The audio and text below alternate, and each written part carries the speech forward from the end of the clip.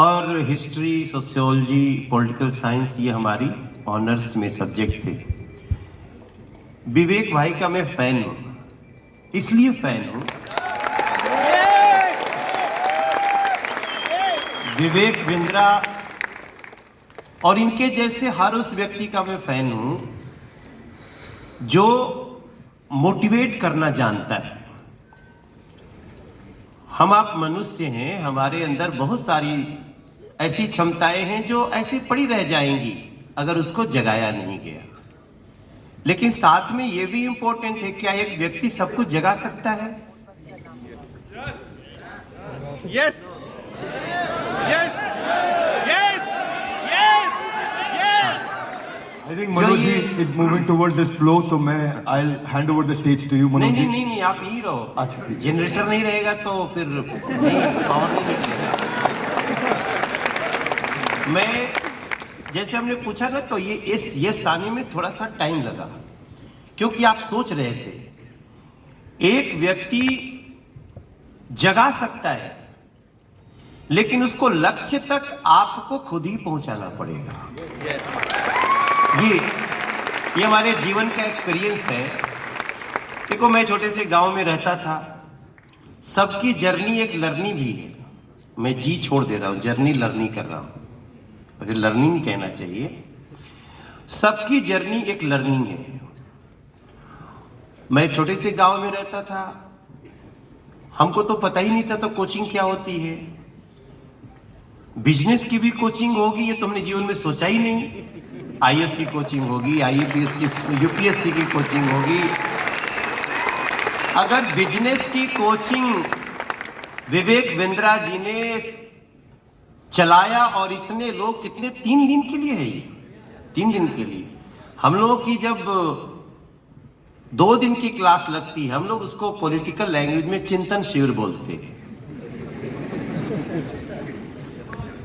चिंतन शिविर आप लोग भी सुनते होंगे कि आज वो बीजेपी का चिंतन शिविर चल रहा है, तो उसका टीचर कौन होता है? बीच में कई लोग सिखाते हैं, लास्ट में बाबा सिखाते हैं और उनके जीवन का एक्सपीरियंस बताते हैं। वो कौन ऑक्सफोर्ड से पढ़े हैं, लेकिन जो बातें वो कहते हैं उसमें लगता है कि इनका पीछे 40-45 साल का घूम घूम कर गली गली का एक्सपीरियंस आया है। विवेक बिंद्रा जी को मैं ऐसे ही देखता हूं। हमारे सामने तो देखो कई कहानियां हैं। अभी मैं काशी में था, वहां पे एक कथा चल रही है और 250 लोग आते हैं। तो मैं एक दिन पूछा वो गुरु जी से कि गुरु जी आप किस चीज पे ज्यादा जोर देते हैं? बोलते मैं यूथ को बताना चाहता हूं।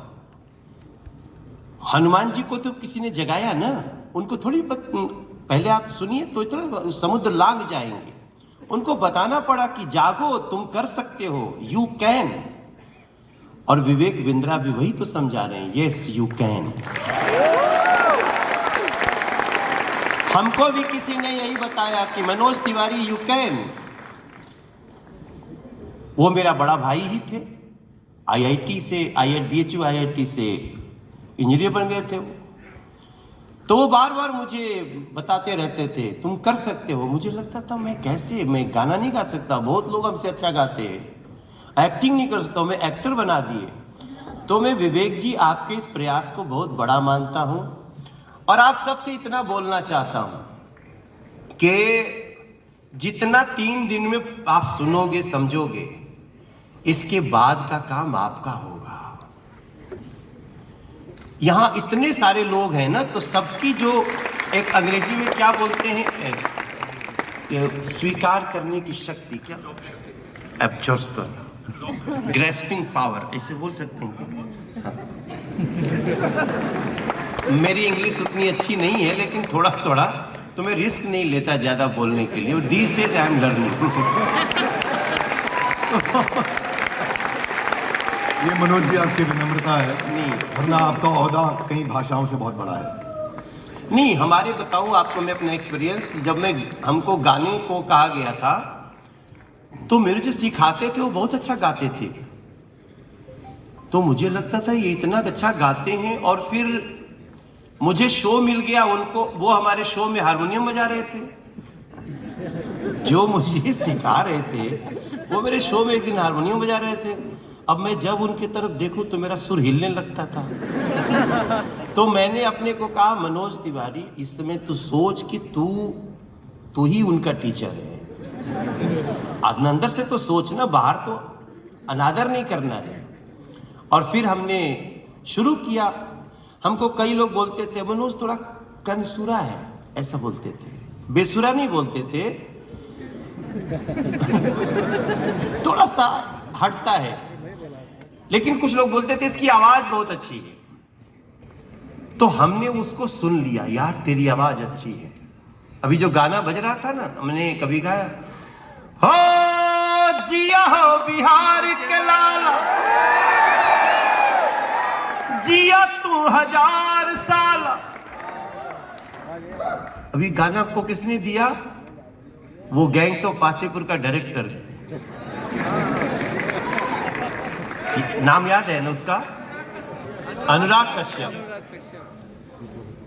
आजकल ट्वीट करता है बहुत अच्छा। तो अलग बात है, लेकिन मुझे इस गाने के लिए एक बहुत इंपॉर्टेंट आपके सुनने की बात है कि खुद ही को कर बुलंद इतना, वो लाइन है ना, खुदा पूछे रजा क्या है, खुदा बंदे से ये पूछे बता तेरी रजा क्या है।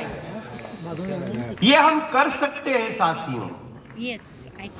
हम अब आज सांसद है या हम 5000 गाने गा चुके हैं, हमारी 100 फिल्में हो चुकी हैं, इसमें मत जाना। ये जरूर सोचना मनोज तिवारी का बैकग्राउंड क्या है। मेरे घर में तो कोई भी, एक मेरा भैया था वो IIT किया था, उसके अलावा तो कुछ भी नहीं था। हमने किया। सबको बिठा दीजिए, सुनो ना, मत बिठाना मत, मैं बहुत कम देर के लिए आया हूं। ठीक है।